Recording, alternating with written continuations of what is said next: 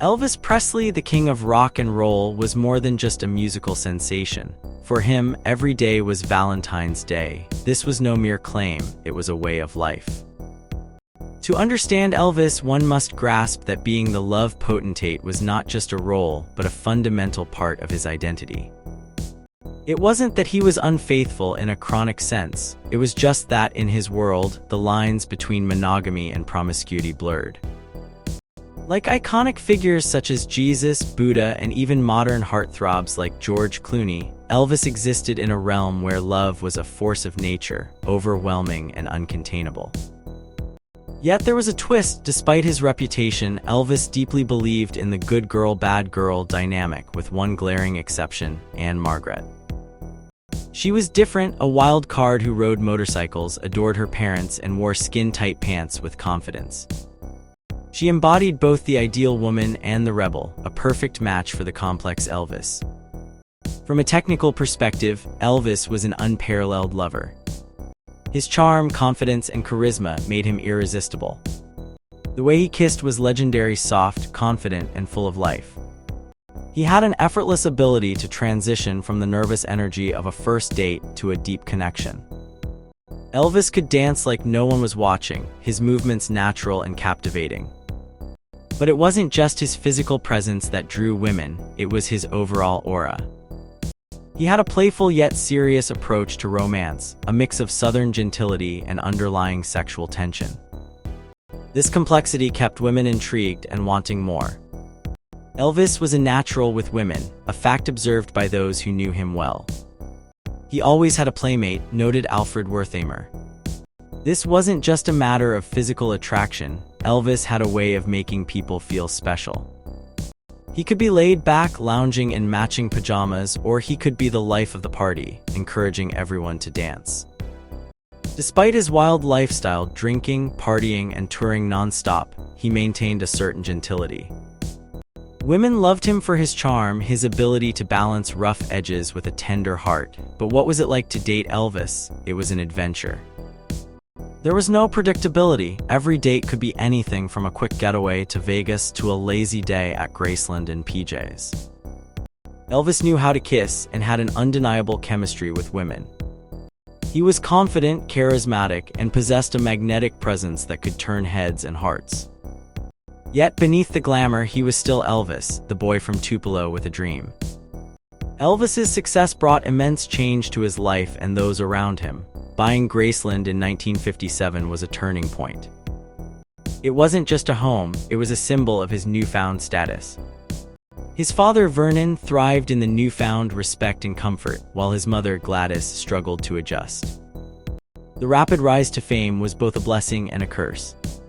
It brought wealth and fame, but also stress and a loss of normalcy. Gladys, who had always been grounded and simple, found herself overwhelmed by the chaos. She missed the quiet life of the courts, where she could walk around the house and tend to her garden. Despite the challenges, Elvis knew his mother's fears and wanted her to feel secure. He understood that with great success came great responsibility, and he tried to balance his wild life with a sense of duty. But the pace was relentless, and the pressure was immense. As Elvis celebrated his 22nd birthday at home, the world was already talking about his upcoming draft notice. The thought of being drafted into the U.S. Army during peacetime was unthinkable. How could the greatest rock and roll star of his time be forced to give up his freedom and fame for military service? It was a shock to everyone, including Elvis himself. The military draft was a stark reminder that even the most powerful stars were not immune to the rules of the world. Elvis faced a choice: continue his carefree life or serve his country. The decision was not easy, but he chose the Army, seeing it as a way to maintain some control over his life. The Army offered him a 2-year enlistment with a deferment to finish his movie, King Creole. It was a practical decision, but it also marked a significant shift in his life, one that would test his resilience and character in ways he could hardly imagine. When Elvis Presley joined the Army in 1958, it was a big deal, not just for him but for everyone who followed his life. Most young celebrities today might try to avoid the Army, maybe asking their managers to handle it, but Elvis chose a different path. he felt a strong sense of duty. He believed every American should serve, and he was no exception. "I'm going to be a good soldier or bust," he said, determined to prove himself. For many, Elvis' decision might seem strange, especially considering how pampered some celebrities are today. But for Elvis, it was about gratitude. He felt deeply thankful for what America had given him, and he wanted to give back. Getting his hair cut, something that had been a big deal for years, became a minor sensation. It was almost as if the country was more focused on his hair than his service. Elvis joked about it, saying, "Hair today, gone tomorrow," but he wanted to avoid any favoritism. He just wanted to serve like any other soldier. Elvis saw his army duty as a break from the constant attention. As a young man, he had faced intense pressure from fans and his manager, Colonel Parker. The army offered a chance to step away from that chaos. "It'll be a relief," he said. "It'll give me a chance to unwind, to catch my breath." For someone who had been through so much in such a short time, a break like this felt necessary. However, Elvis' life took an unexpected turn on August 14, 1958. His mother, Gladys, passed away suddenly. It was a devastating blow. Elvis and his father were together when she died, and at her grave, he broke down, saying how much she meant to him. Her death hit Bernard Lansky, Elvis' friend and helper, hard. Bernard took charge, helping with everything from organizing the funeral to making sure the Presley family had food and clothes. Without his mother, Elvis felt lost. Bernard noticed a big change in him. "When you go home, you want someone to talk to, someone who loves you unconditionally," Bernard said. "Your mom is gone, and that's a huge void. You sit alone, wondering who to talk to." Elvis confided in Dixie Locke, his high school sweetheart, expressing how much he missed his mother and the comfort she provided. He felt trapped by his responsibilities and obligations, wishing he could escape, just like the character he once admired, Eddie Fisher, who left the army. Dixie tried to persuade Elvis to leave the army, suggesting he could live a different life. But Elvis felt bound by his promises and the people who depended on him. "There are too many people that depend on me," he said. "I'm in too deep to get out." This conversation marked the last time Dixie saw Elvis in person. She realized then that his life was set in a certain way, and he couldn't walk away. Elvis' struggles didn't end with his mother's death. When he arrived at his army unit in Freiburg, Germany, his behavior raised concerns. Rumors spread that he was going crazy, partly because of the constant attention from fans and the media. In reality, Elvis was just trying to cope. Initially, he was assigned as a Jeep driver, but that didn't last long. His commanding officer, Lieutenant Bill Taylor, realized something was off.